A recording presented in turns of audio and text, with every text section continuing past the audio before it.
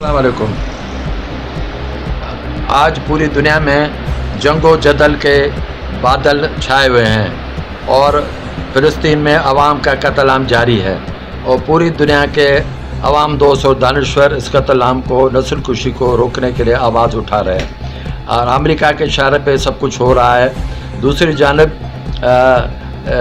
जानब लेबनान और दूसरी जगह भी इसराइली हमले जारी हैं। पाकिस्तान पर भारतीय जारत और दरियाए सिंध के ताज़ मुआहदे के बारे में मनसूखी इंसान दुश्मन इक़दाम है, जिससे दो ताकतों के दरमियान मज़ीद जंगों से दुनिया तीसरी जंग की तरफ भी जा सकती है। लेकिन हमारी खुशकिस्मती है कि हमने भारतीय जारत को फैसलाकुन जवाब दिया है और वो हमारे आवाम के लाजवाल इत्तेहाद और जज्बे की वजह से कामयाबी हुई है। लेकिन पाकिस्तान के मुस्लिम अफवाज की शुजाअत का भी किरदार है और हमारे यहाँ अभी कुछ अरसे से तातुल है, लेकिन नरेंद्र मोदी और हिंदुत्व वाले तैयारी में मशगूल हैं, जिन्हें इसराइली और अमेरिकी इमदाद हमेशा से मुयसर रही है।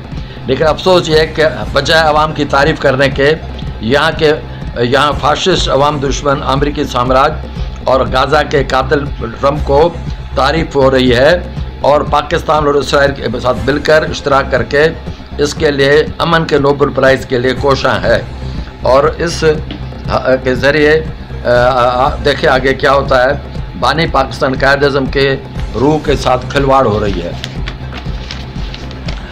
लेकिन हो रही है IMF के कर्ज़ों के आगे पाकिस्तान जकड़ा हुआ है और न सिर्फ अमेरिका और लेकिन सऊदी अरब और चीन के साथ भी भारी सूद पर कर्ज़ों का वसूली जारी है, जो कि पूरी कौम को रहन रखने के बराबर है।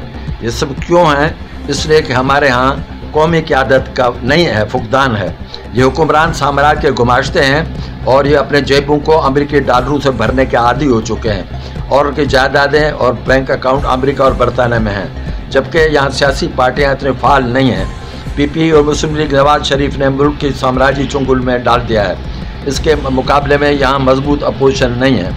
जमात इस्लामी और जो है बात शुरू करने के बाद समझौते करने पर राज़ी हो जाते हैं। सिंध के अंदर कौमी पार्टियाँ सिंध के मामलों पर आवाज़ उठाती हैं, लेकिन ये भी बिलाखिर PPP को सिंध काट के खेल में शरीक होकर इस्टेब्लिशमेंट के साथ कहीं न कहीं नत्थी हो जाती हैं। दूसरी जानब सन 73 का आइन तरमीमों का मुरक्कब है और वो हमारे मुल्क के नज़रियाती बुनियाद फराहम करने से कासिर है। इस आइन के ख़िलाफ़ मैंने भुट्टो के दौर 70-71 के ज़माने से मुखालफत का आगाज़ किया था। पाकिस्तान की बुनियाद मार्च लाहौर में ऑल इंडिया मुस्लिम लीग के काउंसिल इजलास में कायदे सदारत में तय की गई थी और तय की गई थी पर नज़रे की बुनियाद पर आज़ाद रियासतों की बुनियाद पर मुल्क का क़याम अमल में आना था। 41 में ऑल इंडिया मुस्लिम लीग के मद्रास सेशन में उसकी तौसीक की गई और मैं ज़रूरी समझता हूँ कि इस बुनियाद पर एक जमहूरी मुल्क की पार्टी का क़याम अमल में लाया जाए, जो कि इस नुक्ते पर इस राय पर आम राय को मुश्तबा करे और इसके मुख्तलिफ यूनिटों को दरमियान मजबूत इत्तेहाद इकाई पर पुरोए और एक जमहूरी आइन की बुनियादों पर मुल्क को वसूल करने में वडेरों, जागीरदारों, कबायली सरदारों और सरमायादारों के बजाय मजदूर, किसान और मतवस्त तबके की क़यादत को आगे लाया जाए। एक वेलफेयर नज़रियाती स्टेट की बुनियाद पहला कदम होगा, जो कि कायद-ए-आज़म का प्रोग्राम था।